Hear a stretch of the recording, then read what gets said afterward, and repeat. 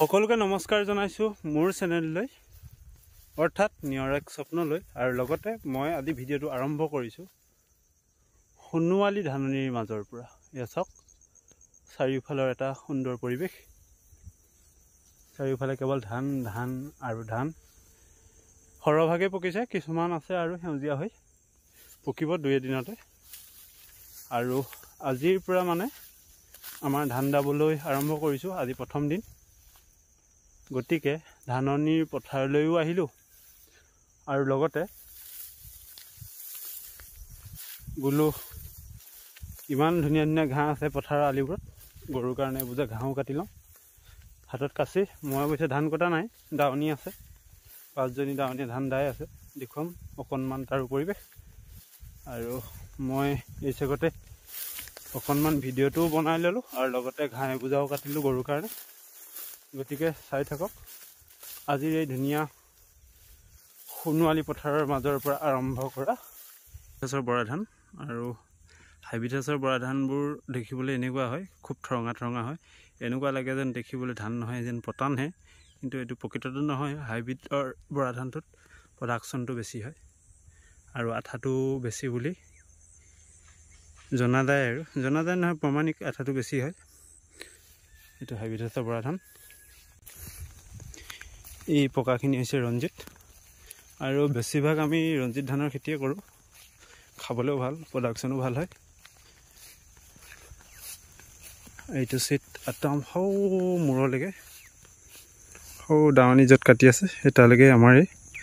অৱশ্যে মাটি টুকুৰা আমাৰ নহয়, মাটি টুকুৰা আমাৰ নহয়, আমি লিজত লৈহে খেতি কৰি আছোঁ। লিজ মানে আৰু মাটিৰ বিনিময়ত ধান গৃহস্থক দিব লাগে। আৰু আমাৰ ঘৰৰ পৰা 3 কিলোমিটাৰ আঁতৰত খেতি কৰি আছোঁ। কষ্ট হয় অলপ অহা যোৱাটো, আৰু দুবেলা দুমুঠি খাবৰ বাবে এইখিনিতো কষ্ট স্বাভাৱিক কথা। আৰু সেইখিনি যে দেখিছে আমাৰ ধানখিনি সিফালে সেউজীয়াখিনি, সেয়া হৈছে আপোনাৰ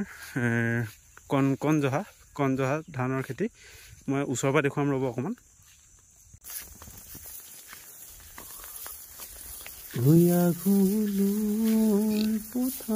কণজহা ধানৰ খেতিখিনিও যথেষ্ট সুন্দৰ হৈছে, একদম এক সমান দেখিবলৈ। আৰু লগতে আমাৰো আছে অলপ, আমাৰ বেছি নাই, আমাৰ এবিঘামান আছে। আৰু এইখিনি যিয়ে কৰিছে সেই 3 বিঘা মাটিৰ সম্পূৰ্ণ কণজহা ধানৰ খেতি। কণজহা ধান মানে গম পাইছে, যিসকলে চিনি নাপায় সেইসকলৰ বাবেহে কৈছোঁ দেই।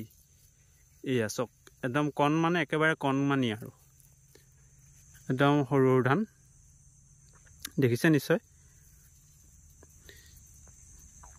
খাবলৈও সোৱাদ, আৰু চাউল একেবাৰে অকণমানি খুদ চাউলটোৰ সমানহে হয়, আৰু পায়স খাবলৈ খুব সোৱাদ হয়। আৰু ভাত যদি খায় আপুনি, এমুঠি যদি বেলেগ চাউলৰ লগত মিক্স কৰি দিয়ে, একদম গোটেই ঘৰখনেই গোন্ধাই থাকে। আৰু এয়াই কণজহা ধানৰ খেতি দেখুৱালোঁ আপোনালোকক।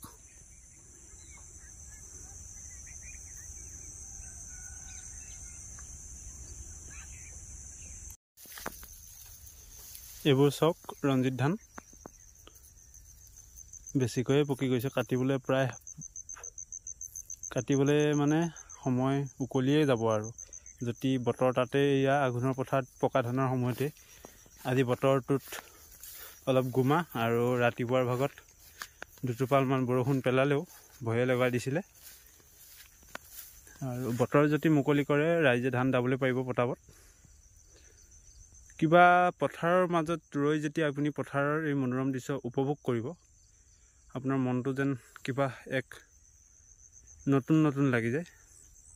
এই চাওকচোন কি সুন্দৰ লাগিছে। ইয়াতো সৰু সৰু পথাৰ, যিবোৰ কিছুমান ঠাইত আছে নহয় যথেষ্ট ডাঙৰ ডাঙৰ পথাৰ, সেইবোৰ পথাৰ যেনে তেনেকুৱা লাগে।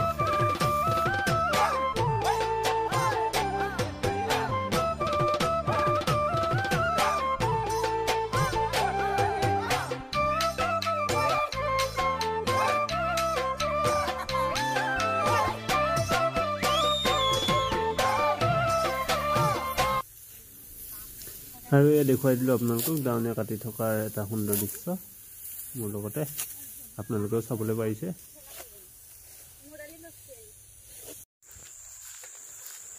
আপোনালোকক ইমান পৰে ধান কটাৰ দৃশ্য দেখুৱালোঁ, ধাননি পথাৰখন দেখুৱালোঁ।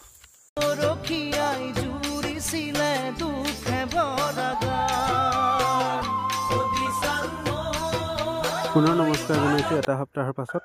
এয়া চাওক, আগৰ দৃশ্যখিনি আছিল এটা সপ্তাহৰ আগৰ, আৰু এইখিনি ধান কেঁচা হৈ আছিল, আৰু এটা সপ্তাহৰ পাছত এই কেঁচা ধানখিনিও পকি গ'ল। আৰু আজি ডাঙৰি বন্ধাৰ দৃশ্য দেখুৱাম, গতিকে চাই থাকক মোৰ এই ভিডিঅ' নিউয়ৰ এক স্বপ্নৰ যোগেদি। আৰু এয়া দেখিছে আপোনালোকে হাতত বিৰিয়া নামৰ অস্ত্ৰ পাত লৈ, হাতত নহয় কান্ধত বিৰিয়া নামৰ অস্ত্ৰ পাত লৈ প্ৰত্যেকেই ওলাই গ'লোঁ পথাৰলৈ মানে কি পথাৰতেই আছোঁ, কেৱল ডাঙৰি বন্ধাৰ ঠাইলৈ যাব লাগে। আৰু ইয়াত টিৰপাল পাৰি থৈ দিছোঁ, আৰু আনি তাত জমা কৰিম।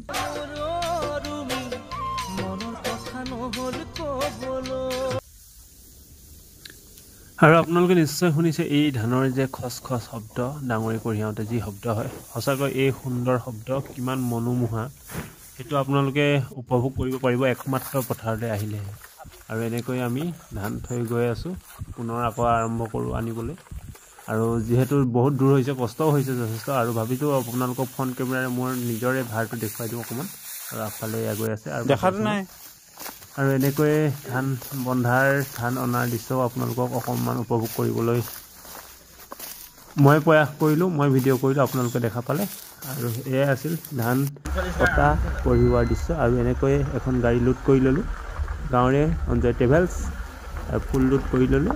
আৰু এয়া এনেকৈ ফুল লোড কৰি ঘৰলৈ বুলি ৰাওনা হ'লোঁ। এয়াই আছিল এটা সুন্দৰ ভিডিঅ' আপোনালোকক দেখুওৱাৰ চেষ্টা কৰিলোঁ নিউয়ৰ এক স্বপ্নৰ যোগেদি।